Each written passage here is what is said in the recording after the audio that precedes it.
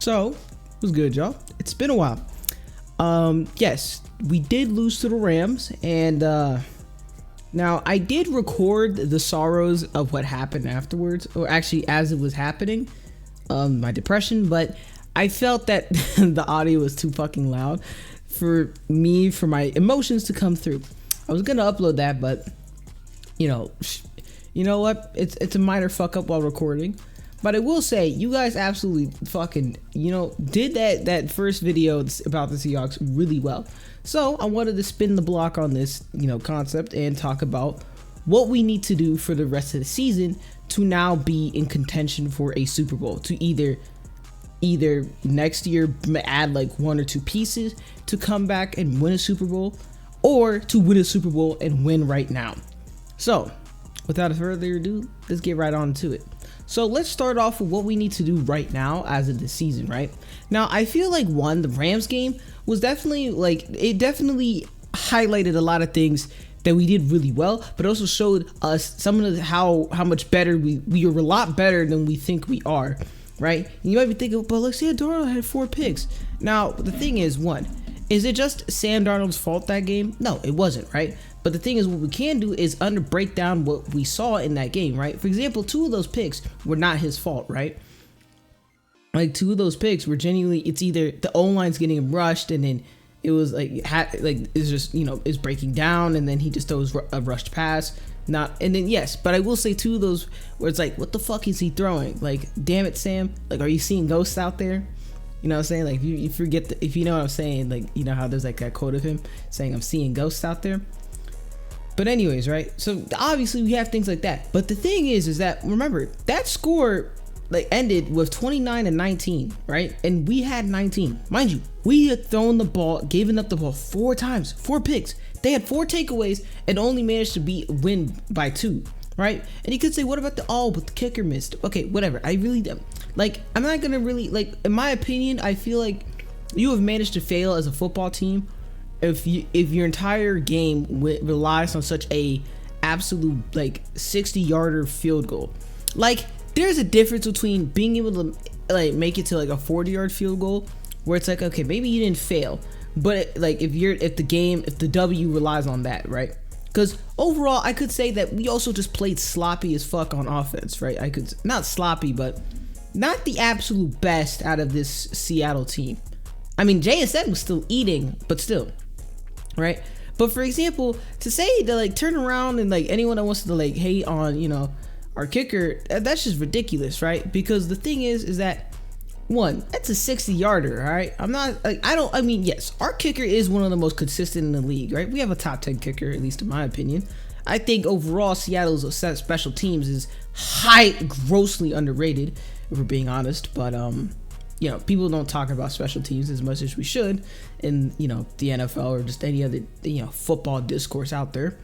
But I digress. But the thing is that if you are coming down to a game and you're relying on such a 50-50 play like that, honestly more like 30-70 play, 30 and it's gonna go in, I feel to me you've just failed as a football team. And I think that putting our kicker in that position, I feel like we failed as a team, right? Because imagine if we were able to get down to the 40 or the 30 at least. Imagine we were at least make it to the 40 and it's a lot more manageable for a kicker, right? You know what I'm saying? And even if we'd won that game, I would still be out here still saying that we played sloppy, that regardless of whether or not we had won that game. I would not turn around on our team for sure I would definitely let it slide for a good week, but then I'd obviously chill out and stop riding the high, if you know what I'm saying. But right? But one of the things that we should know as, in that game was that our defense was spectacular. Our defense can go toe-to-toe with any team in the league, and we will do just fine, right? We can go up against the Lions. We can go up against any team that has a high-powered offense. We can deal with Green Bay. We can deal with any other team in the NFC, right? The only team I'm really scared of at the current moment might be Green Bay, just for the fact that they just have they have a really good running back, and Josh Jacobs is low-key our owner. He low-key owns us. He low-key did not give us a good time last year when we played him. I'm just gonna say, all right, good running backs can low-key Swiss cheese our defense, all right. But some other things that I saw in the Rams game was that we just had genuinely awful tackling, just straight dog shit. I don't know why the fuck we can't get someone on the ground and keep them down, right? Again, I noticed this starting from last year actually, where we couldn't get people down, right? And this was very apparent in the last year's games against Detroit, where I promise you, like Demo Demo was absolutely fucking running our team over. Like he was breaking tackles and like getting so many like, you know what I'm saying, after tackle plays, bro. I mean, my fault, like yards after like a broken tackle. Like it was just unacceptable. I thought it was sloppy then. Now now it's like a lot. It's definitely better than it was from last year, right? You know, just like a lot of things were from last year to this year. But I will say is that, man, just I think still some more focus on tackling would really be something where we should really get better at. But that is one of the main things. But the number two thing is that tight ends, and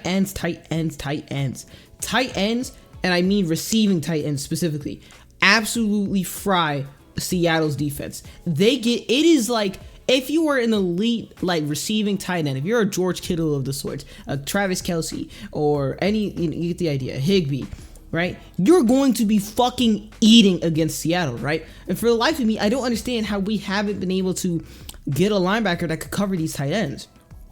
I don't get it, right? Now, luckily, we're not absolute Swiss cheese when it comes to running backs in the pass game, but tight ends, for whatever reason, absolute fry. Like, I'm not gonna lie to you, I'm low-key kind of scared of the Colts soon, because remember, they have a pretty good tight end, and that dude's gonna fry us. But what's really gonna put us to the test against the Colts specifically is whether or not we can shut out Jonathan Taylor, and if we can get pressure on Daniel Jones. And if we can do those two things, we got the Colts in the bag, right? Now, right now, we are about to play the Vikings, but I'm not too worried about the Vikings, especially for the fact that, one, they have a rookie QB in McCarthy, and the main thing is, so as long as we just get pressure and we can just jet us, shouldn't be much of an issue. Like, yeah, I think they have T-Hawk and whatnot, but I think he's currently injured. But don't put me on a cross or none, right? But the thing is that still, right? And even if he isn't out, he still is kind of regressed from what he once was. Okay, for a split second there, I genuinely thought I saw that T-Hawk was traded to the Packers. I was gonna start laughing my ass off and thought we genuinely have it so free. But I was good. But still, I'm not too worried about like the Vikings too much, besides just getting pressure on McCarthy. Because there's one thing is that, one, rookie QBs are very frantic if you can get a fucking pressure there.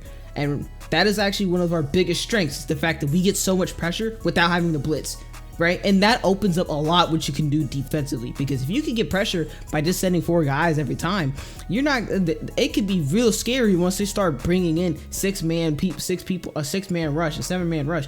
Like, that's just gonna basically mean, bam, you have no time to throw, right? But I feel like when it comes to other changes that we need to make on this team, Anthony Bradford and Abe Lucas have got to go.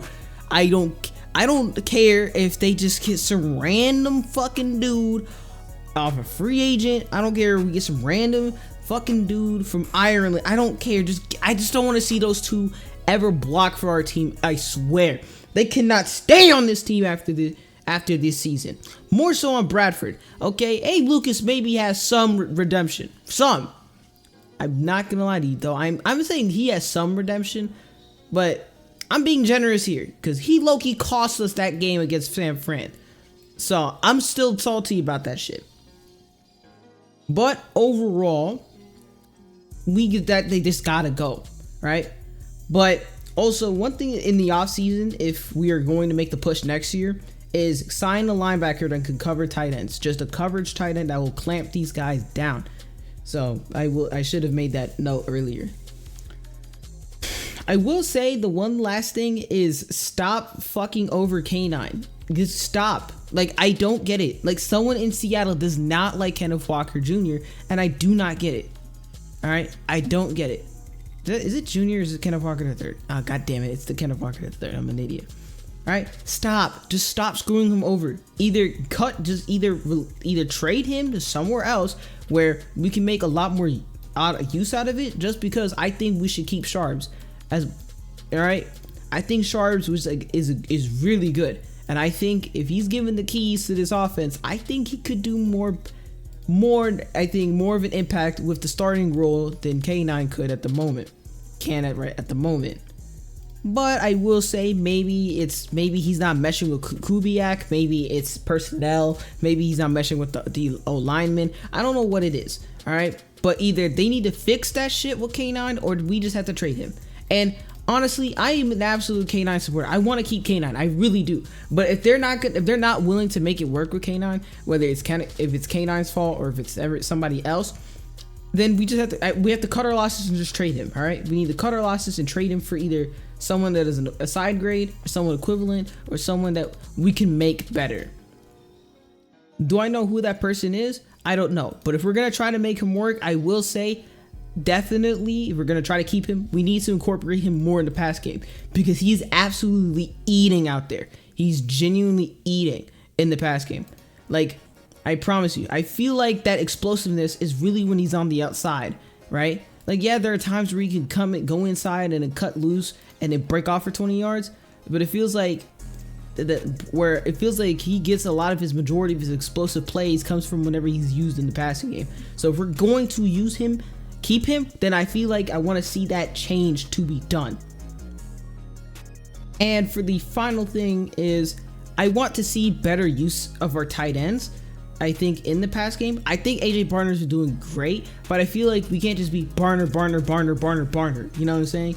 I would say, not just Barner, but I'm sorry to mention another player, but I really want to see more like outspoken use of Shaheed, because I don't understand how we've had him for now, what, 2 games now, and we haven't really used him to the potential and the ability that I know Shaheed can be used at, and to the way that I know he could be used. I don't understand why we're using him the way we are. We should really use him as get that motherfucker downfield in one-on-one scenarios, because I trust in Shaheed. I know he can burn his ass, burn whoever, almost any DB in this league, and get there, get him down deep, and just huck that shit and hope he's open. God damn it! Like, convert him into a fucking a poor man's Tyreek Hill if we have to. All right. So, if you guys like this video, hey man, comment, like, and subscribe, and hey, go Hawks! All right, we gonna win against Minnesota this week, boy. Yes sir. All right, I'll see y'all boys in the next time. All right, peace.